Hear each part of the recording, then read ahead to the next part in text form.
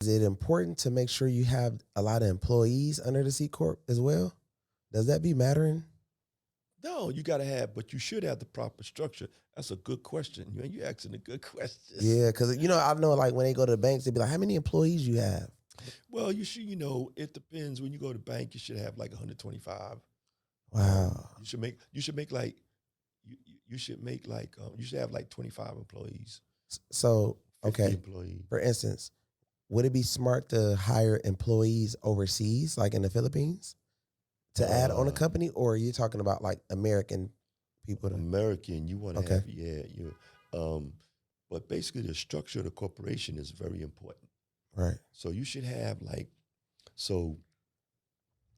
have like, for instance, the C corp is a person. So we could start from the beginning Yeah, and work our way up. So you have the LLC, yeah, which is limited. Nobody wants to do anything limited and for risky things. right. Then you got the S corp. That's for like investors, right?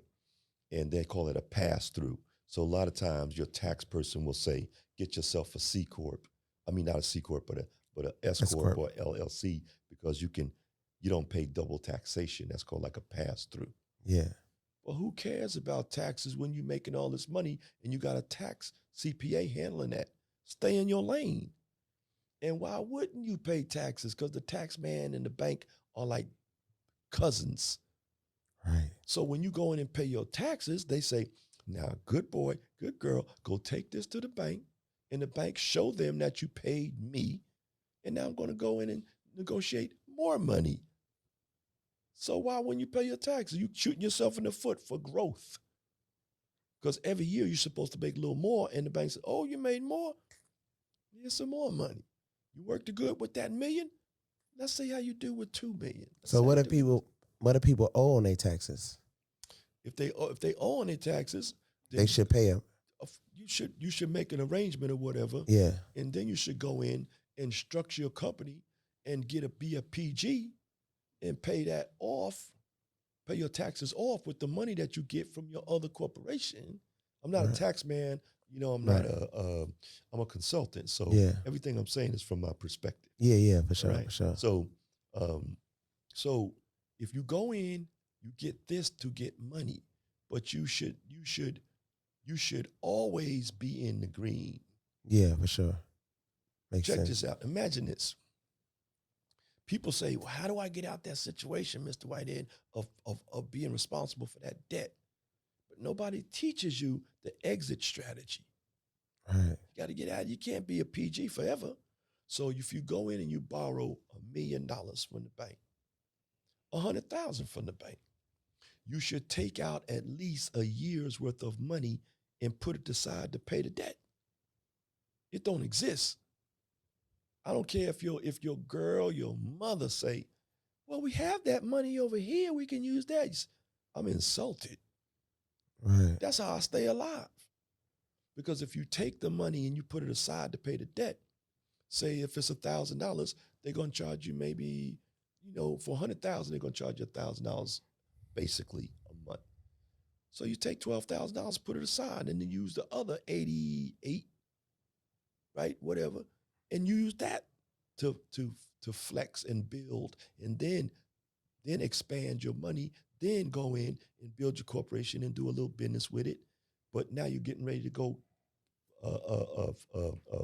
fund, but not fund, but use this paperwork. Yeah. This paperwork so that you could get that debt, get rid of that debt. But the other way to get rid of the debt is to put money aside. So now you don't have to worry about servicing the loan because the money is there. But the bank, I usually teach people who make millions and millions, a billion or whatever, Yeah. this trick. If you pay your bills on time, guess what? That's an 80 paydex. So you need 5 to 8 trade lines in order to have an 80 paydex. This is a person. It has a credit score, it has a rating and everything just like you. Right. So so if you pay your bills on time, that's like an 800 credit score, an 80 paydex. They call it a paydex score for business. So if you pay your bills on time, you get an 80 paydex. That's what we want to achieve. Right. When you check Experian or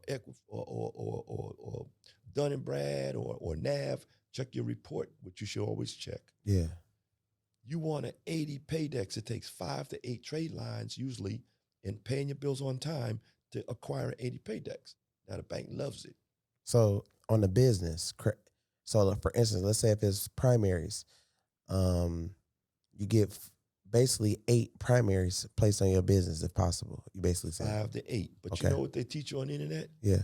They say, oh, you could do non-PG funding. And everybody says, ooh, because they know a little bit. And they say, go in and get a Euroline. Right. Go in and get a Quill. Go and get an interstate battery. Get 5 or 8 of those. And now you look good. You got your 80 paydex, so the bank gonna love you. But I know banking. Right. Who the hell gonna give you $100,000 because you got a $50 Quill? Exactly.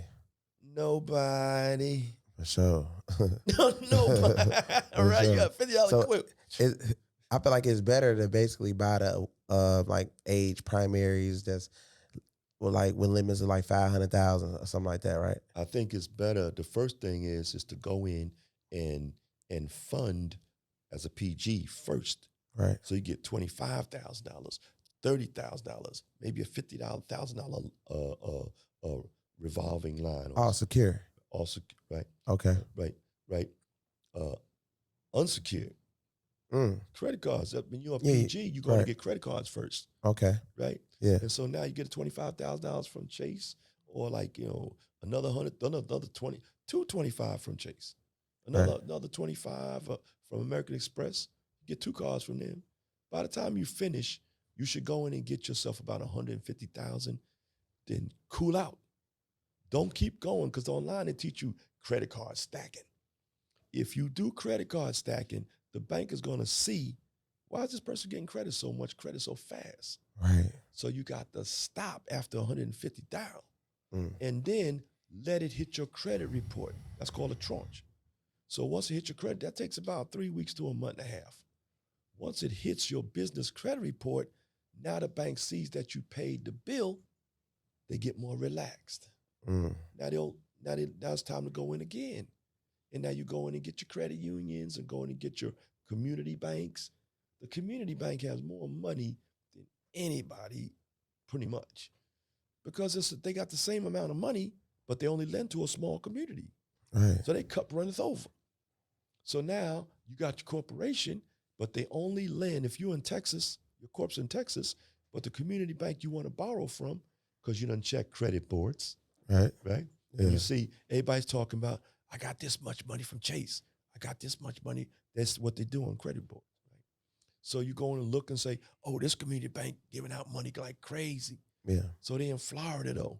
But you can't go to Florida because your company domiciles, they call that living, where it lives, it domiciles in Texas. So what you want to do is you want to go file a foreign filing in Florida and say, I'm a foreigner.